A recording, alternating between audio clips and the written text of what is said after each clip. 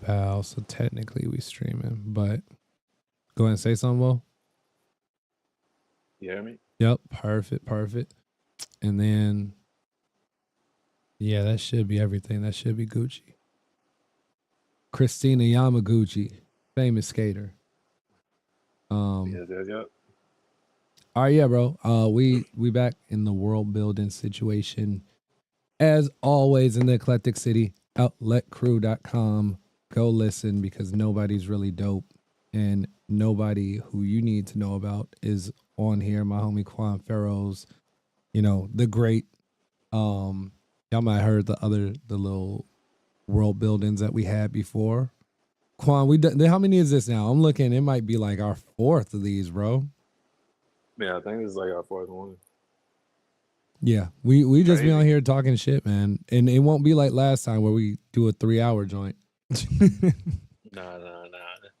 We both got like a little bit of a time that we can let go of right now, so that's why we're here. Yeah, About man. to get it started again, man. It's been a long journey, bro. We got a lot of stuff coming. Yeah, fam. So let's actually today I'm gonna timestamp. I'm gonna age us right now is 10/28. So October 28th, 2025, right before Halloween. And you got shows coming up for like next month. So let's give a rundown before we go and take a trip back in time. Let's just real quick tell people what you got coming up, and then we'll get into some other shit. For sure. All right, so we teamed up with the mini fest with Bridging the Music,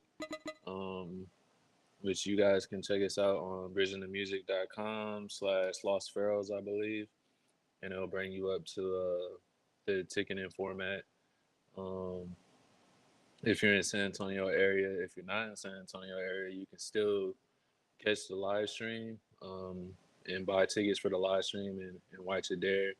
I believe those go for like 21 or something like that, and then the tickets for right now they're going for 27, but they're gonna be like 32 at the door, like when you make it there at night. So, and then also if you go on my TikTok, you can get them for 21 for general admission right now, which is cheaper than the actual That's fire, bro. concert ticket cost. Yeah, that's a little plug.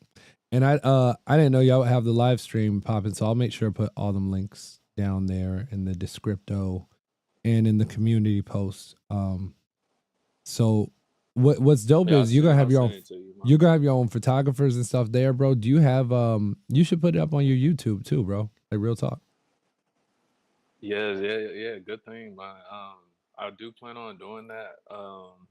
This is kind of like me building or rebuilding, should I say, off of the things that we already have. But like really, like this is like the start from taking over, one city at a time, pretty much letting people know like what artists we are, or who we are as artists.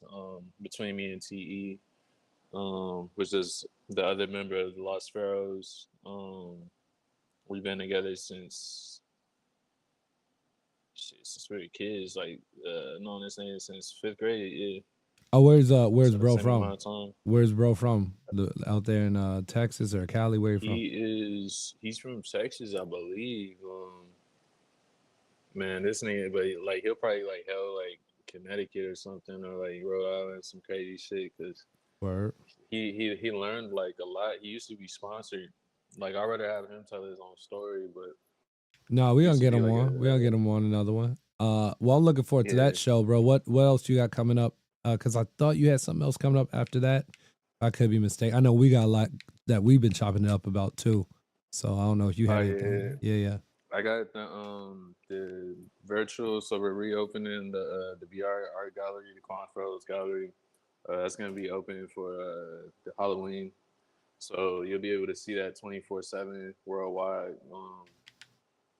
And that product is VR, XR, which is like pretty much virtual reality, mixed reality, augment reality, and you can visit that gallery anytime. And then this is pretty much an introduction before the actual physical exhibition gets put up because my artist profile is just there, but I don't have like an actual exhibition. Well, technically I don't. They just got my artist profile. Like you got to go in the back, like in the museum, like in the paid portion, to like and then ask like Renee, like pretty much about Quan Pharoahz, Got you. to learn about like pretty much like what I've been doing since 2021 at the Midnight Museum out here.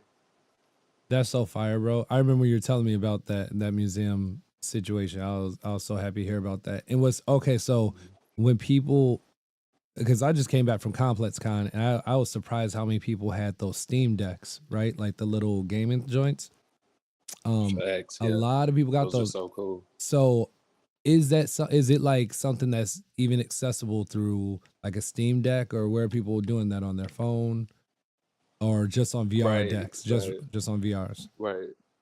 So yeah, you can use it off your phone. You can use it off of virtual reality platforms. I believe Over is like on like Oh, it's um OVR. Yeah, yeah, yeah. Okay. Yep. right, right. Yep. Yeah, So yeah. I'm still mobile. utilizing that platform because I got like two properties on that platform Okay. itself, and I just been kind of like building piece by piece of kind of like layers of what I want to do at the museum. You know what I mean? For sure. And making cool outlets for artists that wouldn't be able to have a voice out here otherwise in facilities such Mm-hmm. as where we at right now with that at the Dig Minay. You know what I mean? That's been out. The Minay's like over 100 years old. Like it's like That was my first I art believe exhibit. like My first art exhibit was a Monet art exhibit. yeah, That's man. crazy. I would believe that's like one of my first field trips Mm. as a kid. Like so, it's always stuck with me. Um, and I never thought that I would be like into that shit now. But it's like, bro, like we've been there since 2021, and that's been like one of my biggest accomplishments to me. Like, you know what I mean? Right. Like it It's means something internally to you. yeah, and like I said, like the biggest thing is like really just trying to get more artists to come together and get more eyes on their art as well. You know what I mean? 'Cause I've been Mm-hmm. doing this shit for a long ass time, but there's other artists that's been working harder than me and longer than me that still don't even have the recognition that I even have. You know what I Yo, mean? So like 100%. 100%. I like to shed the light on them. You know what I mean? So that's why I plan on doing with this project. No, that's great, bro. Is it now, are there avenues in that are like, I guess, what mediums is it using? Is it just visual media, or is it also audio aspects to it? It's just gonna be visual for now. I would like to do the audio, but I don't have enough memory right now for it. Like on that particular because I ended up Yeah, on that having platform. Right. I ended up having to like but my older design that I had for the gallery, like we ended up having to destroy that and then pretty much redesign because they made a whole new system. Like so, I had to end up like using a different, like a different system, and that's pretty much what we've been doing right now. Is like rebuilding. I'm still using what do you call it? What do you call it? What do you call it? Blender. I'm still Oh using yeah. Blender. Yep. Um, Big Blender nerd over here, bro. Actually, Blender is Blender and DaVinci are pretty much a standard, as I learned pretty recently. Like even very high level people are using Blender and DaVinci still. So yeah, I mean, yeah, okay, so getting away from all the tech and nerddom of the music stuff, what you having? yeah, Nah, facts. nah, nah. Like we get in the weeds because being artists, creators, who manage themselves or whatever, you have to know the technical as well as the virtual and the all the stuff you have to do to engage with fans. But as far as your own mental, bro, like what are you doing to keep your balance these days on your mental? Shoot, honestly, bro, just trying to keep that relationship with God, in the best way that I know how. First and foremost, I'll say. Secondly, I'm a father, so like having that relationship with my kids, Or getting to see them every day, getting to see them smile. Um, That shit means more than me. anything, bro. That's the big one. Yeah, that motivates me a lot, and just like my family in general and stuff. And then being a weed advocate, you know, still even though like today I stopped for a minute, but Hey, yeah, it's all being a about weed balance. advocate, Yeah, it's bro. all about balance, Yeah. bro. You can't blow back every day all the time. For real. At least Yeah, but not I'm about me. to stop for a minute, bro. I'm about to stop for probably about like 90 days, and then Mm-hmm. I'll be back at it again.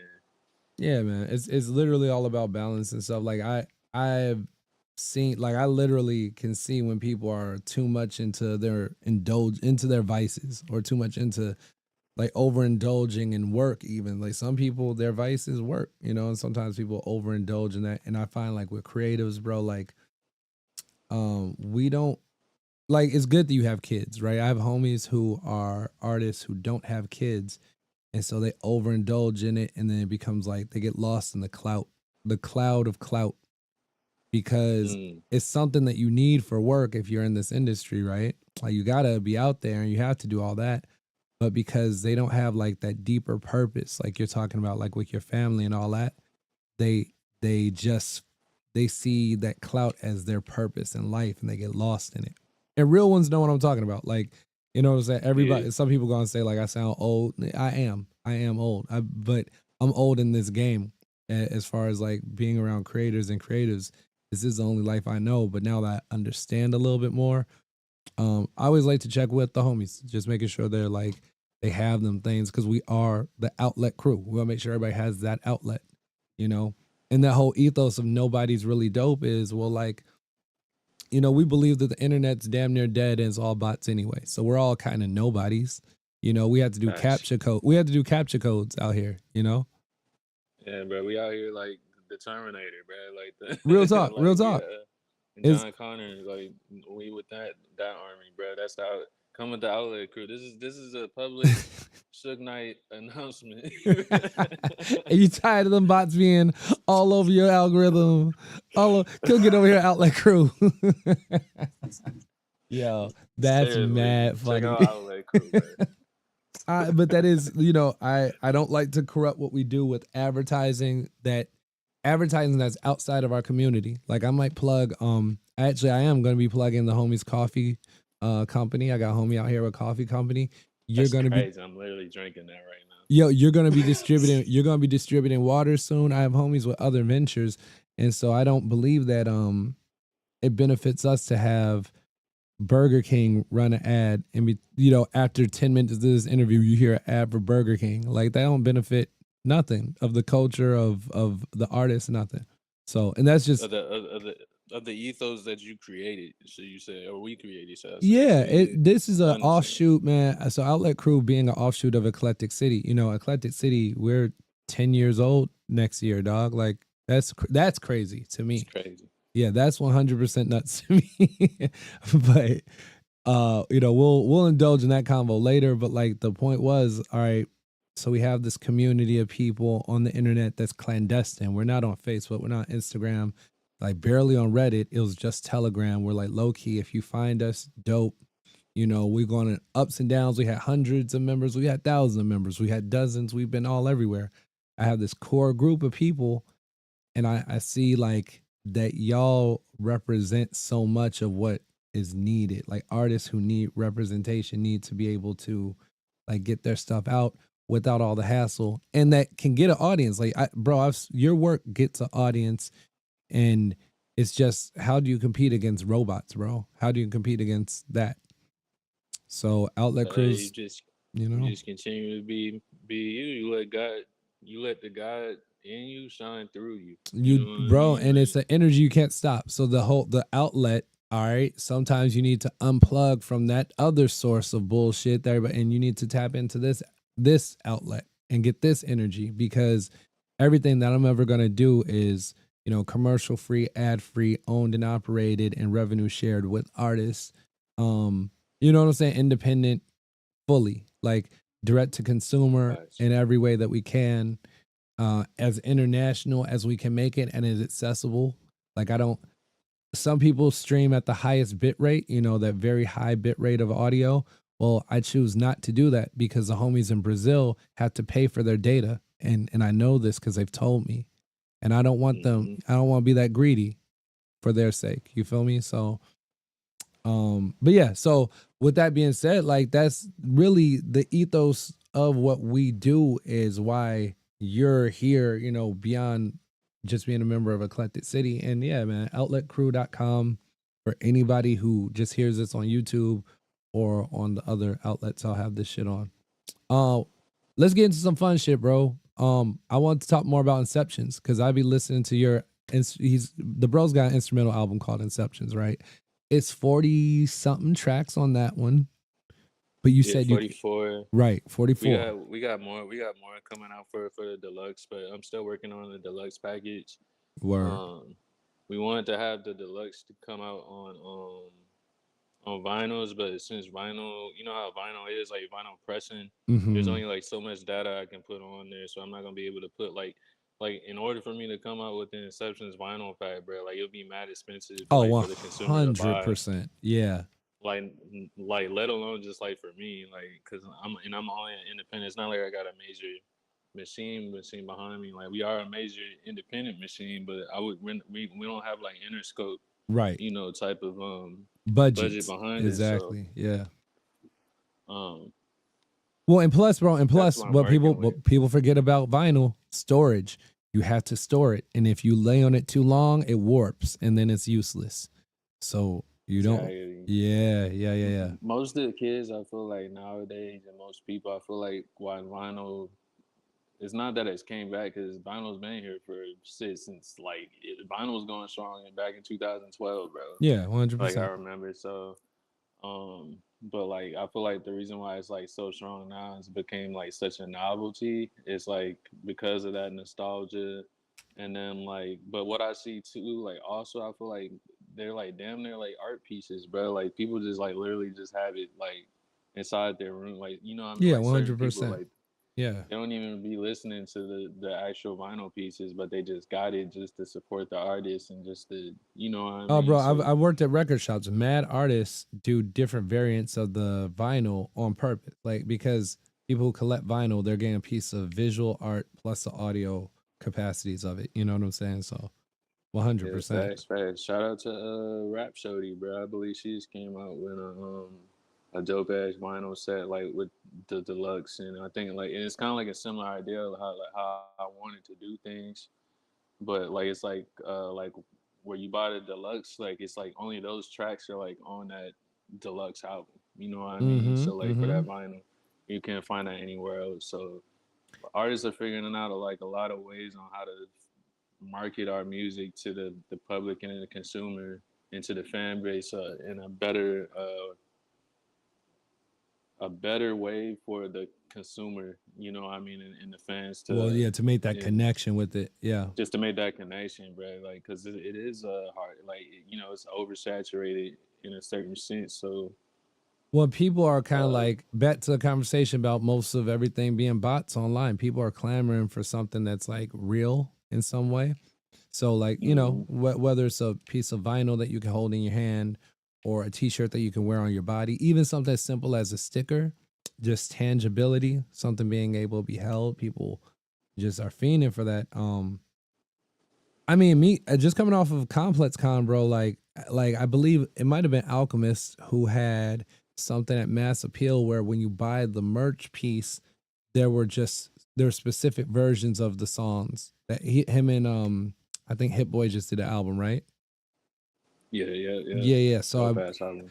so I believe that if you bought certain merch, it came with like B-sides, almost like a vinyl. You know what I'm saying?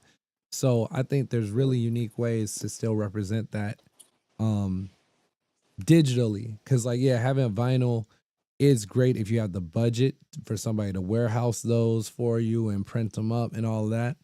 But even on a lower tech ways, man, we're still what Eclectic City outlet crew has been doing, like just formulating things for the past 156 weeks, bro, has been crazy. We're at 156 weeks of this massive plan, and we're moving everybody to Tokyo.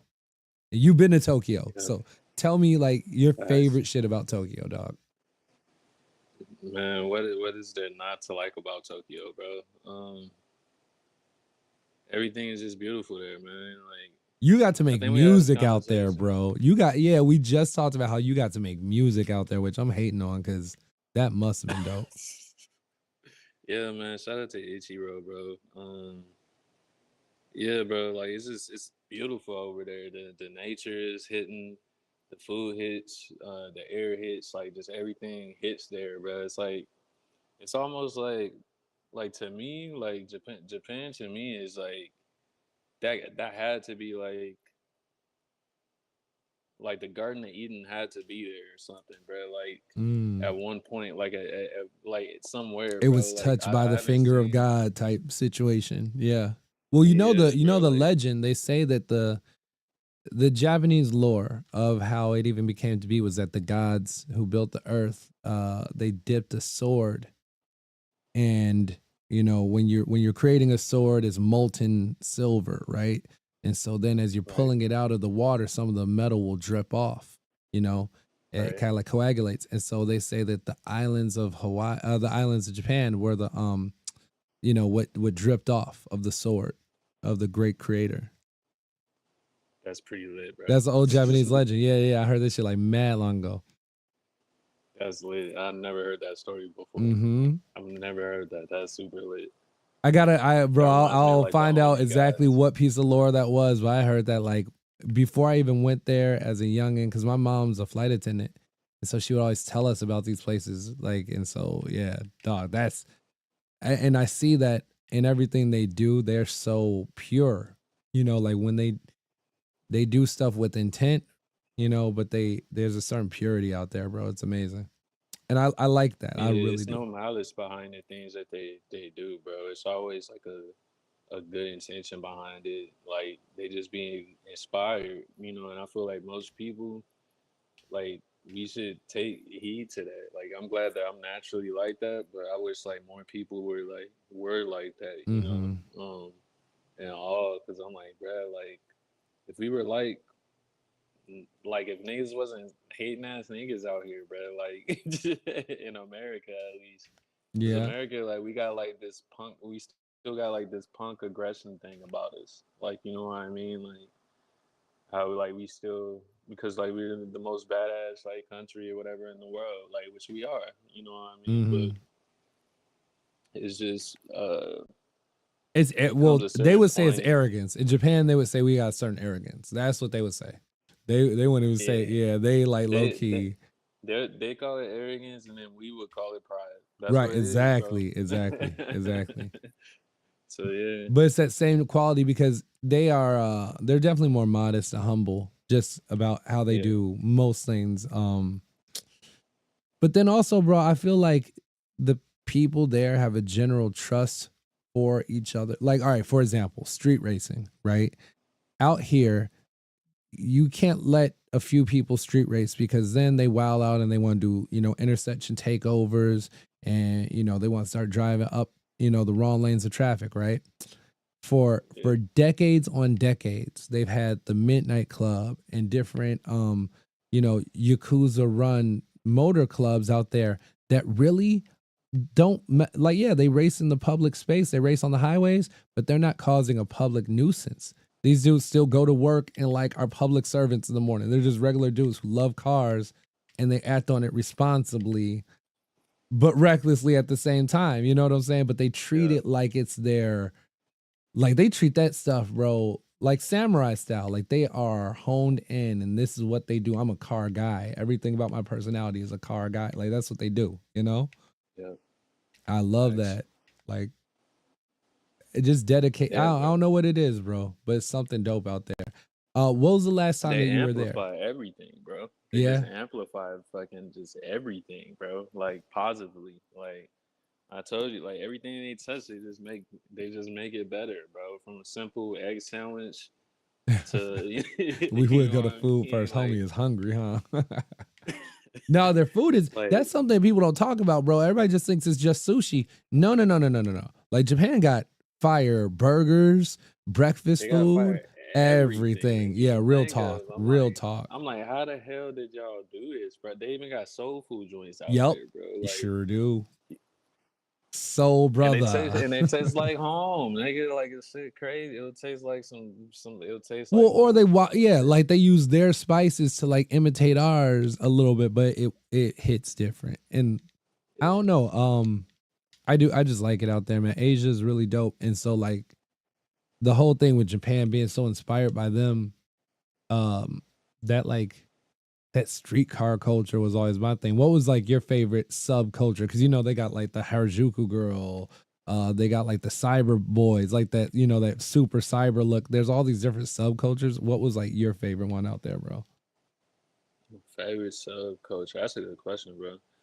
I mean, honestly, like I said, I'm into like mobster type shit. So like seeing the Yakuza for the first time when I was it was in northern Japan, Okinawa. They were up there in like 2012, and there were certain spots that we couldn't go like during that time, Hell and no, they would you have couldn't. like If Yakuza's outside, hell no, you had rules. yeah. I mean, but like they wasn't like you get like so the Yakuza during that time. I could definitely say like it definitely wasn't like how they described it to us. Mm. Like they were still like that, like no lie, but you could tell that like the power that the Yakuza had was starting to lose grip, like during Oh, that time word, out word. there. Okay. Yeah, and you can tell like during that time. So like that's what we were like pretty much seeing was pretty much it just like further collapse even further. And then probably the second subgenre, I probably got to say definitely the Jamaican subculture that they have there is crazy, bro. Oh, I'm Like not even hip. Tell me about it, bro. I don't even know about it. man, like so like the Japanese Jamaican subculture down there is crazy. It's like damn near like you're like it's like you're visiting Jamaica for the first time or something, bro. Like the What? club scene, the party scene, bro, like it'd be crazy, bro. Like Okay. crazy. I'm talking about it goes on. The clubs just be fucking packed to be the shit remind me of like that Benny Man fucking Oh yeah, the girls, them vibe, like sugar. Yeah, yeah, yeah. you know what I mean? Just Like pat wall to where the wall. club is just fucking Yeah. packed wall to wall and it's just sweating and it's just fucking badass fucking females and just money and shit everywhere and like Was that in Tokyo? What part? niggas with Do you know what part of the city that yeah. was? So I was in Yokosuka in like Yokohama, which is technically Tokyo too, but like Right. everybody never counts Yokohama for Tokyo for some Because reason. isn't it like it's either separated by a bay? I forget the geography of it, but yeah, like there's a bay or something that separates Yokohama, right, from everything else a little Yeah, bit. Yeah, yeah, yeah. yeah. Well, so it's crazy when I went to clubs too, but I was definitely in a different part. I wish I knew what part of Tokyo I was in. It was like it was before 2010, and it was crazy because the club we had Yakuza too, but they were running around like they were very much in effect, like they had it on lock. And there's just certain stuff you were not supposed to do, especially as a foreigner. So I was like told like, yo, this that. We go to this club. That one was okay. It was like in a shopping district a little bit, but then we heard about another one called the Truck. I talked about it in another different world building session, but the club was fire, and the girl there that I ended up dancing with who spoke English was the girlfriend of a Yakuza dude. So as soon as that information got to us, we got the fuck up out of there because it wasn't like he reacted then, but I don't know how much offense he took to the fact that I had danced with her, you know? Facts, So we bro. just got up out of there before we knew for sure how mad he might have been. But it wasn't even my fault, bro. She spoke English. She was Puerto Rican and Japanese from LA, but living in Japan. What am I gonna say to that? And she didn't tell me she had no man there, bro. So Yeah, that was a trap. that That was was a a trap week, waiting to bro. happen. Japanese and Puerto Rican, bruh. Man, Trap, bruh. bro. But like you Yeah, it said, was. it's just a culture, bro. They got those subcultures. I didn't even know about the Japanese Jamaican. I gotta see. That's something I gotta look into because I bet you they go crazy. I can imagine, man, how much they love Man, when I Japanese say those people. parties go crazy, bro, them parties go crazy. Well, because I shit. both people I, dance like crazy. Japanese people dance their heart out, and so do Jamaicans, right? So if they're vibing off of them vibes, then yeah, they going hard for sure. Well, I was surprised about, man, when I was in Argentina, there's a Shout out lot. to Rio King, bro. That's my brother too. Shout out to Rio King, man. That's my brother out there Oh, in Japan? in Japan. Wait, Yeah, wait. man. You got Like another homie over in Japan. I thought you had told me. Because you shouted him yeah, out on the track, actually. Ichiro. That's the Ichiro. Okay, first word. person I shout Yes. out. Yeah. Ichiro, you're Yeah, a beast. Ichiro, You're a beast, Rio Ichiro. King, bro. Yes, he is, bro. I've He's heard. amazing. I'm probably gonna play after we do this world building, bro. Like if you listen to outletcrew.com, I'm gonna play Ichiro stuff probably after this. Cause one of my favorite joints on the Quan Pharoahz playlist is you and Ichiro. I forget the name of the song because y'all put wild ass names. But Oh, it's that's me and Rain. So the stuff with me and MCA, that's me and Rain. The reason why it's called MCA is because it's Master Chief and the Arbiter. I'm the Arbiter. He's the Master Chief. Like, cause we're big Halo fans and shit. Like a lot of niggas don't know that. Like it's like that's what I nerd geek thought you were culture and talking shit about. again. But Or yeah, well, no, so we because kind of yeah, like took the lore MCA. from that shit and That one is turned it Master Chief and into. Orbiter. So is everything on Quan Pharoahz's playlist Master Chief and Arbiter or QP one? No, the Right. QP playlist is like a compilation of just like my favorite things that I still listen to this very day, bro. Yeah, Like you got an damn near every Ichiro day. joint on there, bro. Like later on, in not the first track, but later on in playlist one, you got a joint with Ichiro because you shout him out on or he might just be in a shout out. You might just be shouting him That's out. on the that's the rant. That's the The rant. rant, that is the rant. You are That's on absolutely right. It's the rant. that's that's that's off a Forward album. That's off a Forward album. We did but shit, I did a lot of tracks with Ichiro, like because like I said I did that one with him, The Rent. I did Paper Trail, but Paper Trail, like I said, was done in like multiple locations. Like I Mm. first did it in the Philippines and then in the Manila, Philippines, but then like I didn't really like the way that shit sounded. And so I went back to I was already living in Japan during that time, but I was just like just traveling around. Went back to Japan and tried to fix it there with Ichiro, and whatever that product I made there, that was like the final product of it, which ended up making the album. And then what else did we make together? No, you know what Rings. though? You're it is the rant that I'm thinking of. You're 100% correct because you shout him out at the end, and I've remixed that now twice. I remixed the rant twice. That's Yep. actually one of my Nah, favorite joints. you've remixed it like 3 times, bro. Yeah, I put that bitch on every. Bro, I made every type. You got a wedding, I got a version of the rant for it. You just had my mitzvah, I got a rant for you, cuz like anything. I made every version. That's one of my favorite joints, bro. It's very lyrically dense, with a lot of different levels of punchlines that I enjoy. Cause some are funny punchlines, some are like dead ass serious, and some are like you gotta know about you. Like you make very personal references in that one. That's one of my favorite tracks of yours, bro.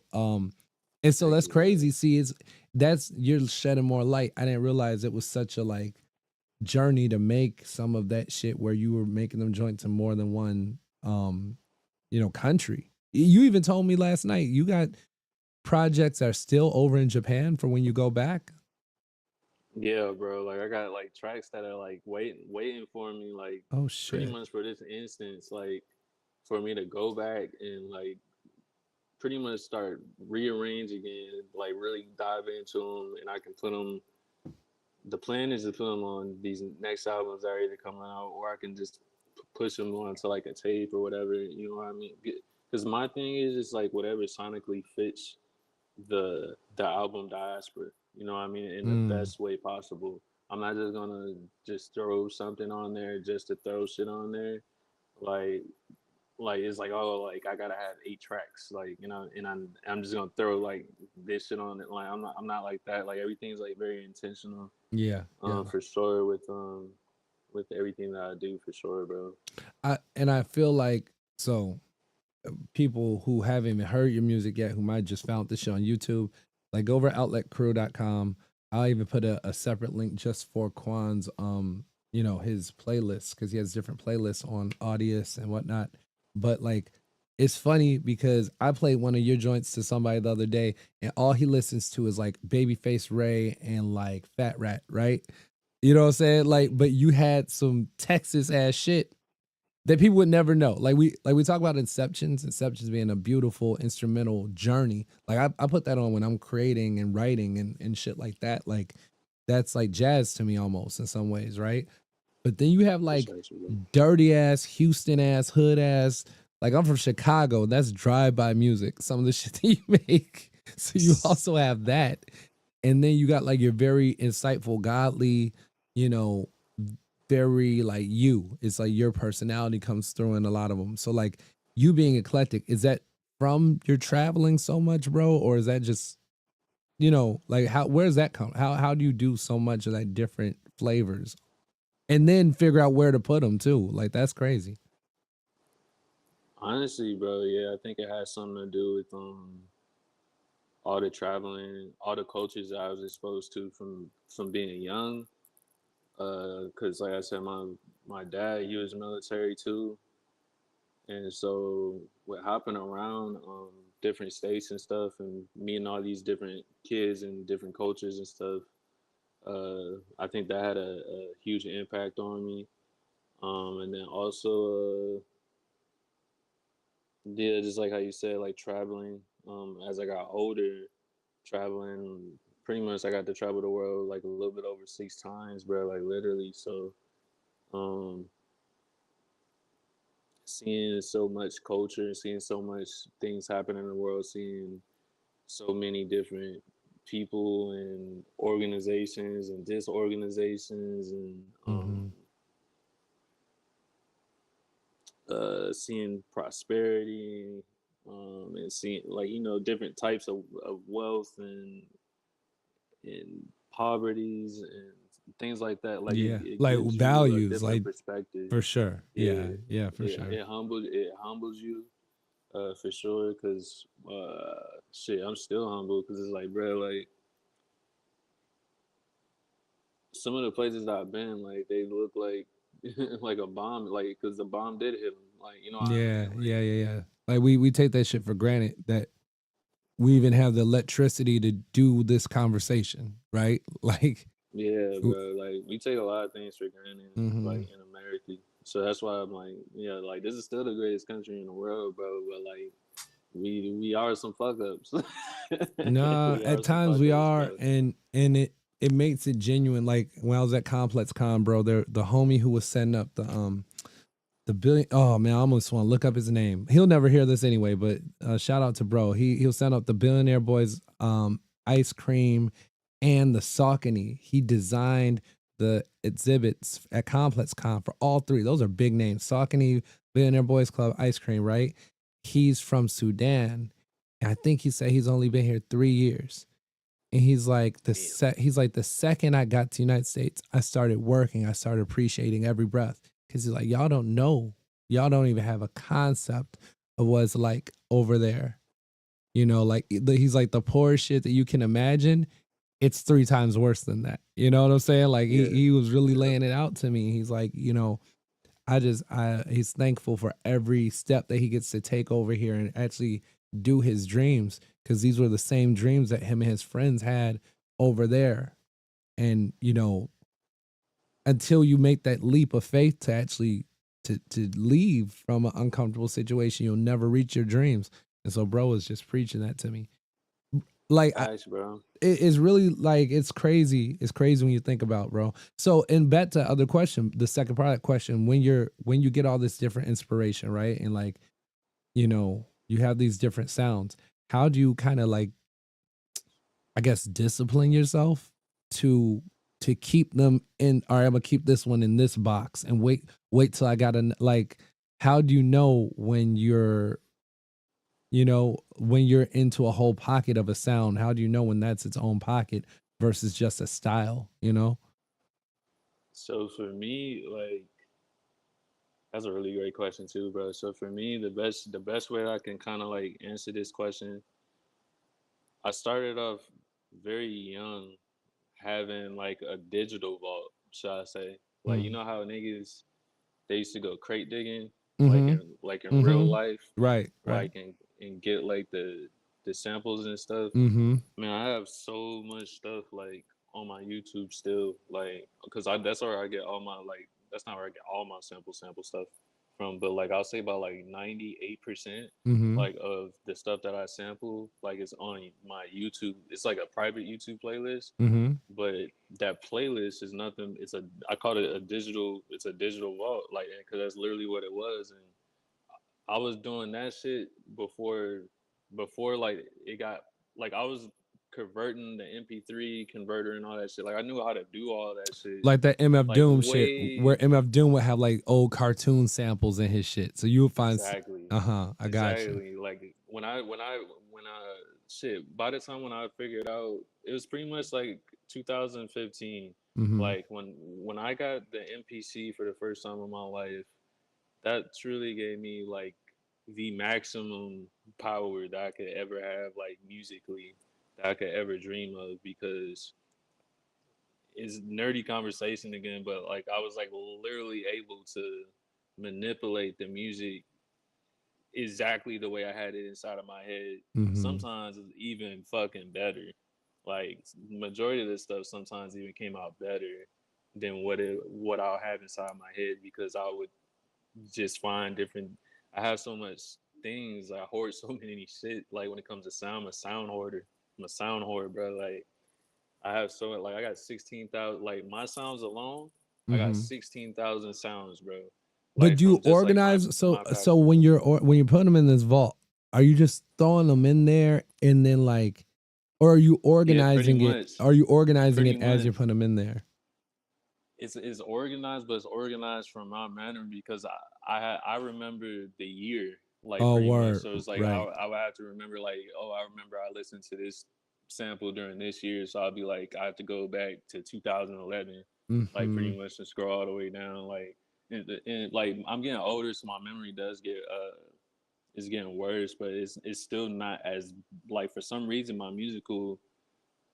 Oh, musical all creators ability are like that. to My dad's 70, bro. You can ask him anything about any record, he'll remember that, but he will not remember like my like the day I graduated that he was there. Like shit that like he would remember, he don't remember that. But anything with music, he's on it. So I know exactly what you're to say less. But so it's interesting. So you kind of like, it's like you timestamp it in your head. You throw it all into this closet, right? And then at any time you could turn on that light in that closet and you're like, okay, that's my 2015 rack. Okay, that's my yep 2010 rack. And kind yep. of, oh wow. I always, you know me, bro. Like I love being around. All I know is being around creators and creatives, but it's always so unique. Everybody has their own different, and I'm sure that's not like the end of your process, but everybody has their own like process. And it, for somebody who does so much as you do, it's interesting. I want My to jump. process was funny too back then. I used to have a ritual. Oh, It's for not like just a for little. music. Let me guess, It, just for music, you had like a crazy ritual, right? it's not like literally a ritual, but it might as well have been a ritual, bro. I used to have. That's why there's a picture of me on Instagram, bro. Like I believe that like that's pretty. You pretty much get to see the ritual where there's a Red Bull can. Like I have like two Red Bull cans. Right. And I have like two Snickers or like three Snicker bars, bro. That's the ritual, That bro. is And a then I'm ready, ritual. like That is a I'm ritual, ready to bro. go, ready to go, bro. Like I can produce all my. Even an engineer, bro. I was an engineer for a long time. I had an engineer ritual. I think everybody in the creative part, because the dudes like what I the dudes Shout out to back, Red Bull. yeah, shout out to Red Bull, shout out to Monster Energy Drink, because I think those are just synonymous with studios. Because what happens then, they become ashtrays. On God, everybody knows the first Red Bull that's finished becomes an ashtray, or the first Monster Energy drink. Real ones know, bro. So Facts, that's mad facts. funny. But all right, so on to all these different things. You know, you kind of, you got your process with that. You have so much different inspiration. But then, like, you know, you're talking about things you're doing with the Renee Museum that are more visual. You have your inspirations with that. But then I know more of your apparel designs. Like I know obviously your music first off, but I've seen because we've had such a good relationship for years, bro. You shot me over drafts of stuff, and like we shot over ideas, um, and like really unique shit, man. Like those shoes that you made, I've shown them to 3 different people, um, like in manufacturing, and they're like, those are really unique, and like the shoes that you've already put out, I think are very dope. They're, you know, you're working within the confounds of what you can do with that manufacturer. Like, when did you start realizing you even knew how to do apparel, bro? Shit, man, you fucking killing it with these questions, nigga. Uh, I used to interview my G. Like I did. I told you I done all this, bro. oh snap! Like these questions is really good. They're really great questions, bro. 2000 and 2000 and 2012, I think 2012, 2011, somewhere around there. Shout out to my homie. I think we brought him up maybe like first episode or so. Shout out to Gino DeSante, um, and my nigga Rodney Saunders, bro. Out there in Cali, when we made a Kenny and Quasars together, a clothing company. That was like around the time when Popular Brand was coming out. Diamond was Going coming out crazy. big. Yeah, I remember that era. Uh, That pocket 2010 to 2015. That was such a era in streetwear, bro. and bro, it was a. I feel like that's like maybe like the second golden era of streetwear. Like honestly, I do too. And you know what? We are validated, my boy, because guess you know who I was just talking to. I mentioned this to a few of the big dudes, and they literally feel the same way. So we are not wrong. that's crazy. Yep. Yeah, Yep. but yeah, definitely around that era because I was just designing. I was already like painting and drawing shit like on my own, like doing my own shit. Like I pretty much had like I think I had like my Jackie Chan painting and with the John Michelle Basquiat like newspaper painting shit that I had did. It was Mm. it's like one of my favorite things that I've done because that was like my first thing, and I just did it just because I wanted to just do it. Like I was inspired and Hmm. not really having like no reason. Like I didn't think that I would be able to get any monetary value or any recognition or anything on like at all about it. Like really, I was just doing it just like to do it, like because I just wanted to do it. That's And sometimes the best reason to do something, bro. For real. but that's what it amazes me because I'm like, with all the things that I made, like and was making during that time, like I didn't really have a reason for it. Like I just wanted to do it, Mm. and it ended up being just like it ended up making me like this big portfolio of things. But skipping ahead from the story to go ahead and answer that question all the way thoroughly, definitely like 2012, bro. Like messing with Gino DeSante um, team and Rodney Sanders when they brought me in as the lead graphic designer for Kenny and Quasars for sure. It was like during that time because we were selling out. We had Hype Beast was like just the beginning of a thing. Karma Loop was big back then, Karma bro. Like Louvre. Oh my God. Yeah. yeah, like this was like the era. You know what I mean? Like Yes. it was the Yes. best time to be a creator in my opinion. Like because it wasn't like really no oversaturation of things yet. This is like we thought it was oversaturated back then. Like when things started to pop off, even with us. Like But when still, you had. we were I selling feel out, you but had to go not discover even close, stuff. bro. I feel like back then you had to Yeah, go no. discover stuff, and now it's like thrown in front of you.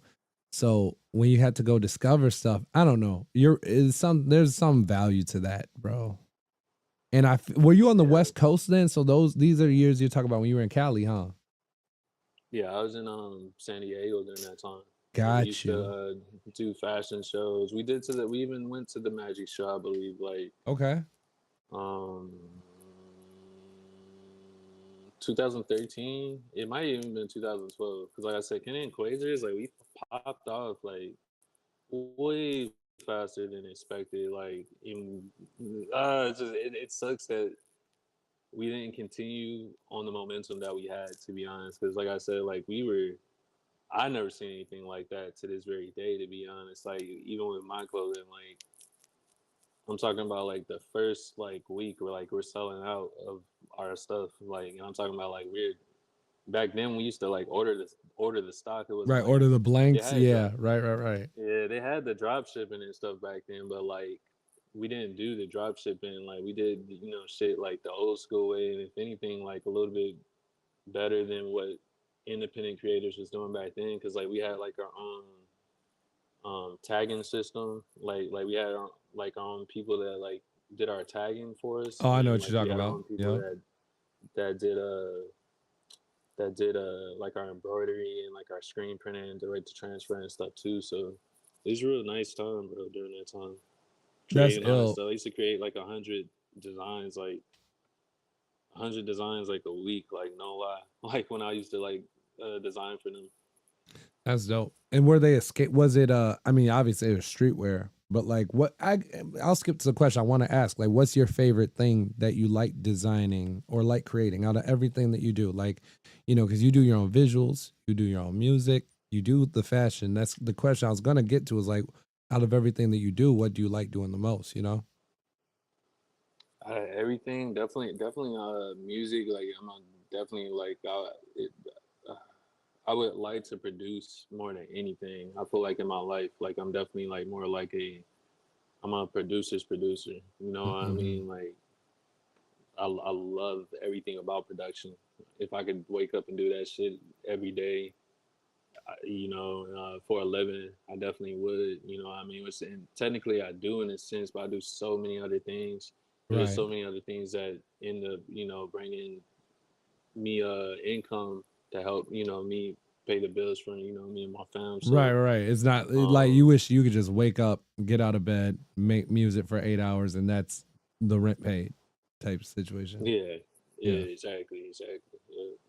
I mean, and nothing's impossible at all. And it's like it's beautiful that you have so many other outlets because, bro, like, you're what you do with the museum can open up avenues musically. What you do with your merch could be, obviously we're working on a few things to like use your merch to kind of to create new merch that will amplify the music or direct people to the music. But Facts. yeah, bro, Yeah, like we got on it's the about to be a good zeitgeist. year. It's gonna be a great big year, bro. We got the zeitgeist Zeitgeist Productions dot myshopify.com store is down right now for maintenance still because I'm trying to convert it to not trying to, like we're in the middle of converting it like pretty much into a .com, and then Oh, I'm word. also updating like Oh, bro, get with me the on that. So my first business is just a web hosting business. So get with me on that if y'all run into any issues, bro. I know web hosting like too well. So got you. Yeah, it's like it's through Shopify shit, so it shouldn't have no problem. Like it should be an easy integration.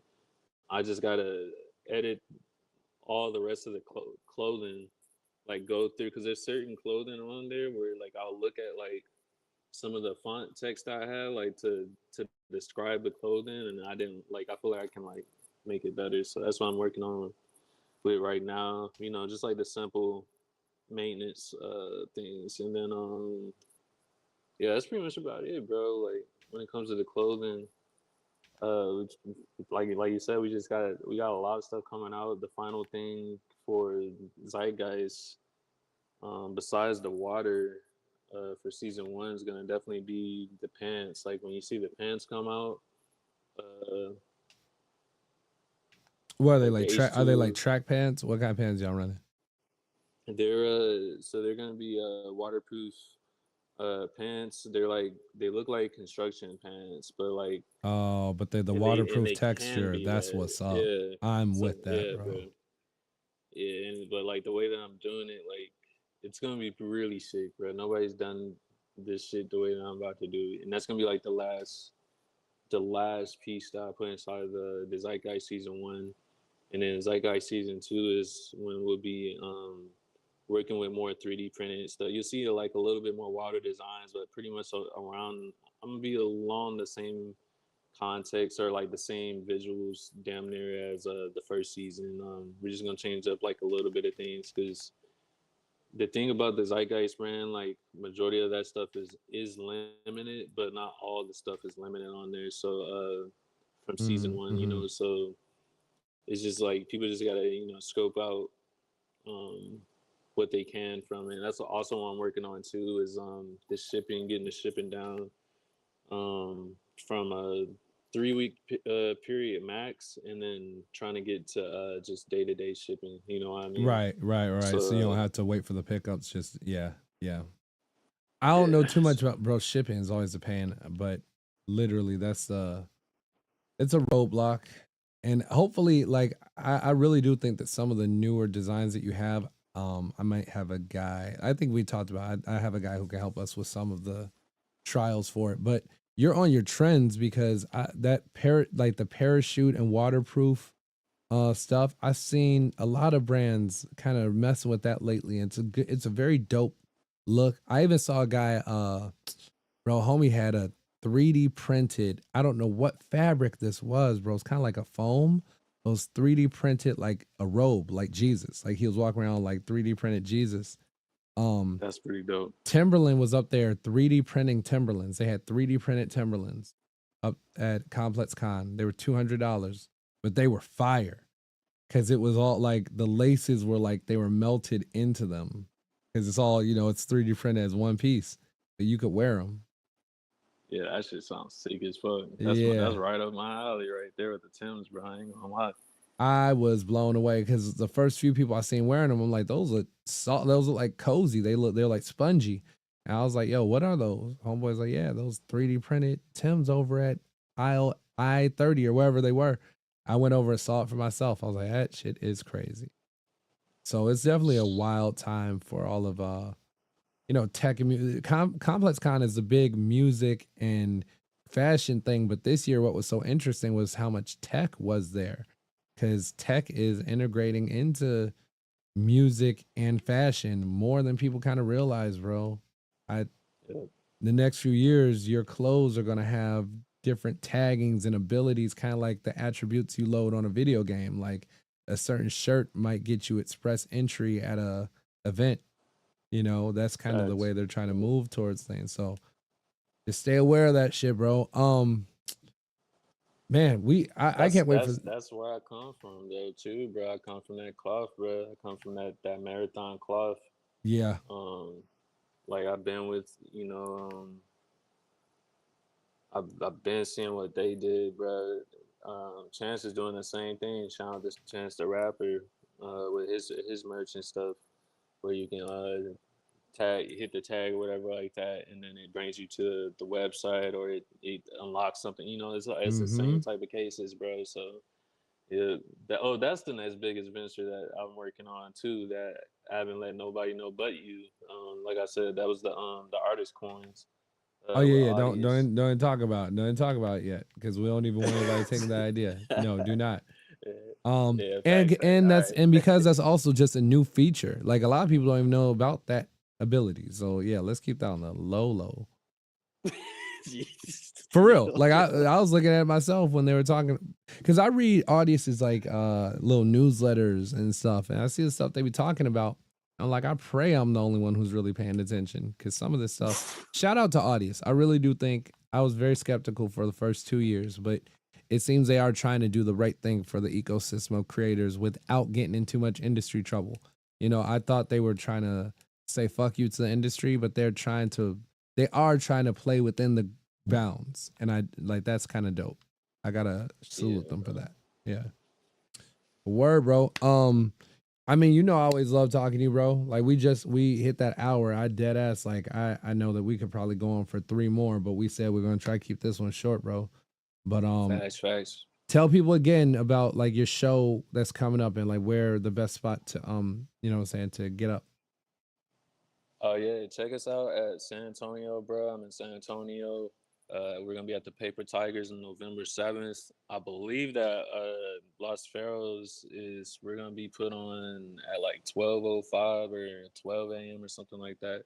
I know the ticket says like 11:50 or something like that, but we'll be on like a little bit later than that, I believe. So just check us out there during that time. My stuff will be back on all platforms. I'm just working some things out with TuneCore, which is my distributor. Um, all I gotta do is like just pretty much set my agents up, and we can get everything back on all platforms. But I'm being strategic with it because I'm studying what Spotify is doing. So you know what I mean. So Yeah. I kind of like not having my stuff on Spotify at least right now. Everybody else is cool, but for the most part, but Well, I hate I kind Spotify. of like. I hate it. Yeah, I I'm not liking the way that Spotify's treating. I haven't liked the way that Spotify treated artists, like to be honest. So no, it's ugly these days. And what I it's pretty think. much what you was just talking about. Like the tech is becoming, more integrated inside of Oh yeah, these the music. culture. Yeah, dude, the music industry. All the music companies left. All right, the last thing, because we want to start this conversation. The last industries left, or the last record companies are left right now. There used to be like 9, right, when I was a kid. And then they're turned Yeah. to like 5, by the 2000s. Now there's Sony, Universal, and Warner. And what people don't even realize is those are all tech companies, bro. Universal owns Comcast, a tech company. Sony is Sony, a tech company.